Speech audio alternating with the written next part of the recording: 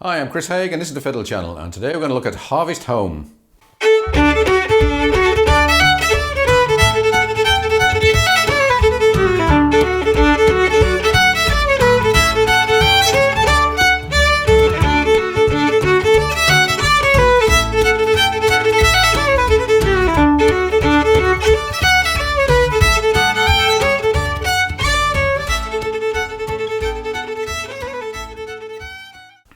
Harvest Home is one of those tunes which is one of the best known, and people learn it early on when they're learning Irish fiddle, and they tend to get fed up with it. But in this lesson, I'm not only going to show you the basic melody, but I'm also going to show you how you can keep interest in this tune. And it's my belief there's no such thing as a tune that's too easy. And I'm going to show you a more complex version towards the end, and at the very end I'm going to show you a totally outrageous little variation which will divide my audience equally into three parts. But we'll come to that at the end. So let's start off with the simple basic melody. Incidentally, it's a hornpipe. It's an English tune from first published I think around 1837, possibly from Shropshire. Published shortly after, around 1840 in the United States, and the tune Cincinnati Hornpipe is very closely related to this. In England and Ireland it's very often paired with The Boys of Blue Hill, which is another similar overplayed tune.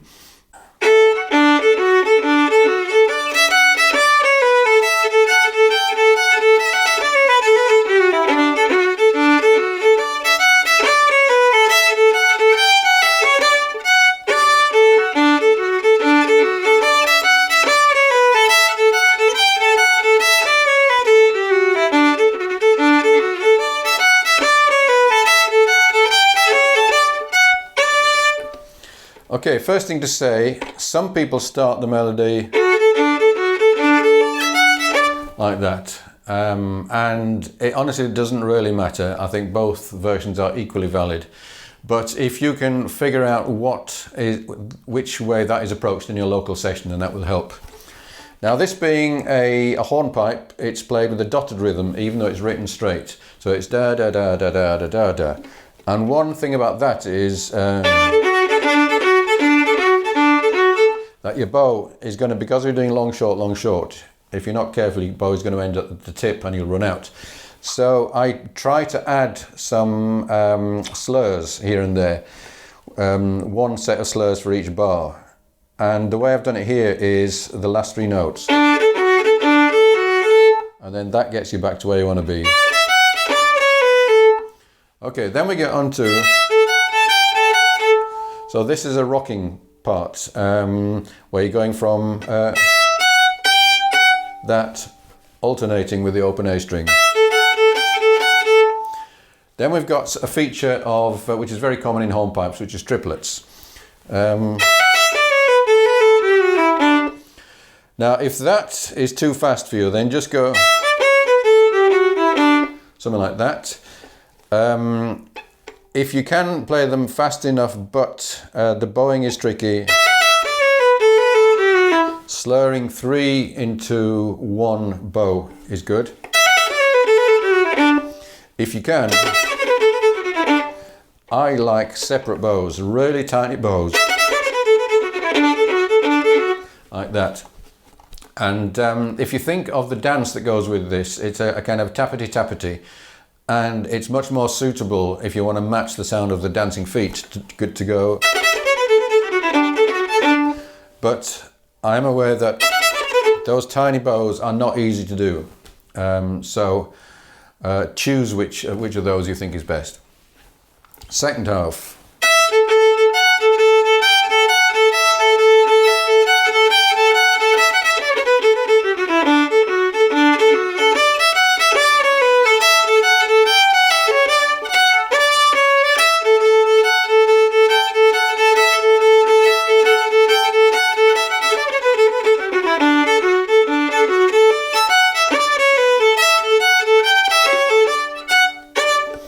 Notice this little phrase at the end, which I call a yom pom pom, and it's one of the another of the characteristics of hornpipes, particularly old English or Irish hornpipes.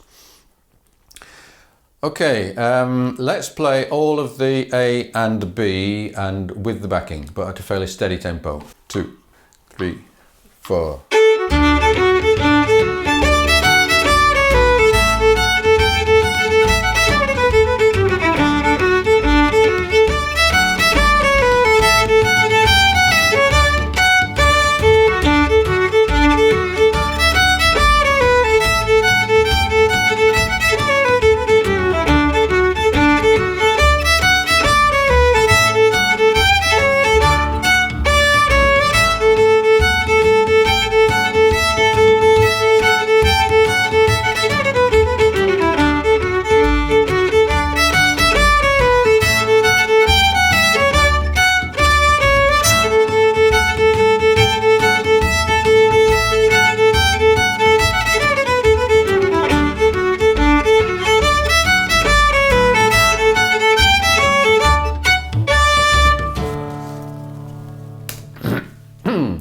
Okay, now I said at the outset that this is a tune that can be overplayed, and it is indeed a tune that I have played far too many times. But rather than either just simply get bored with it or refuse to play it, then what I usually do is just to develop more and more variations on it. And hornpipes are great for triplets, and you can actually pack a tune almost completely full of triplets if you want. So I'm going to give you a second version with a little bit of ornamentation and a lot of tripleting. You could do even more than I'm going to do now, but I'll just show you A section first.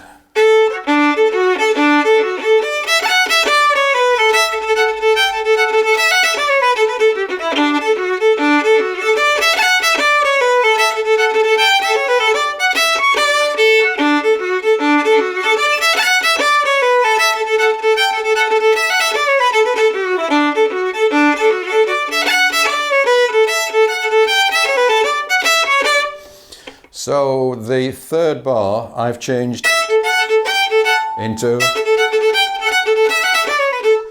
and because I'm doing these as separate, that if you then do the next bar with all separate, that it just sounds like too much to me.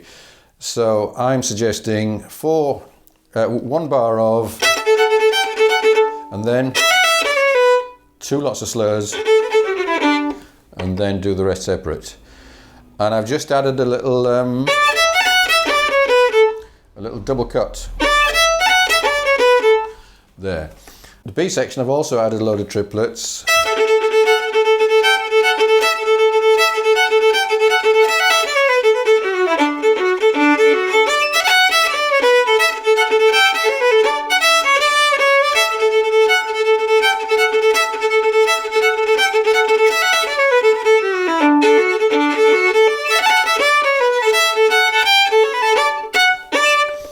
Notice how I'm really accenting the top notes of, so you can really ghost those A's.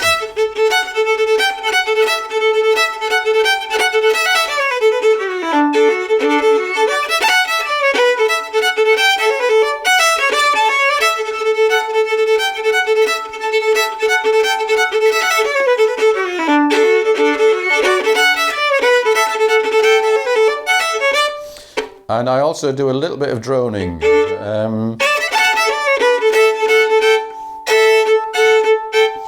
So rather than rocking cleanly from each of the A string, I'm doing a bit of both. Now I promised you an outrageous variation, and this is one that I've played in the pub many times, and the reaction of people in the audience is quite illuminating. So when we come to the repeat of the B section, we do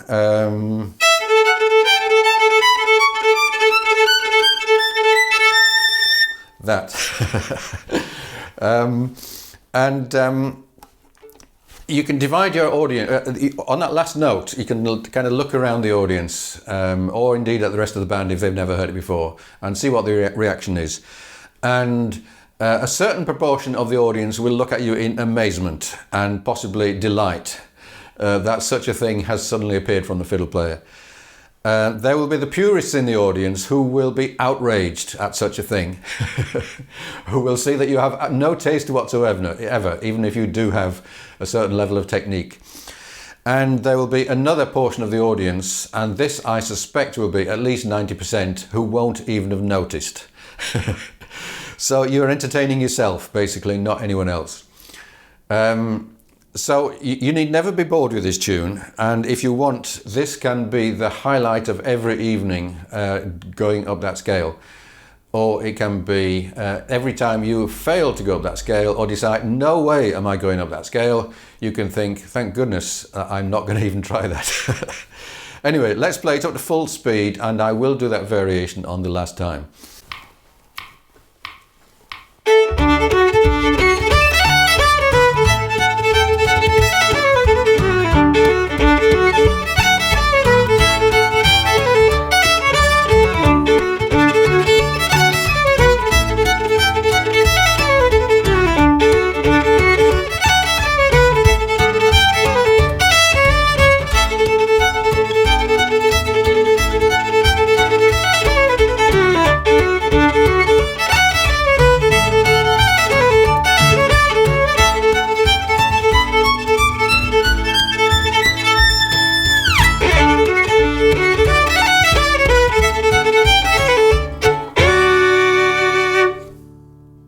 Thunderous indifference.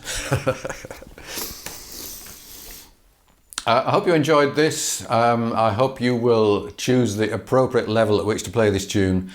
If you'd like to get hold of a PDF of the sheet music, then do subscribe to the channel and send me an email. If you would like to get all of my PDFs in one go and at the same time help me to keep making these videos, then do please consider joining me on Patreon. Thanks for watching. I'll see you again soon.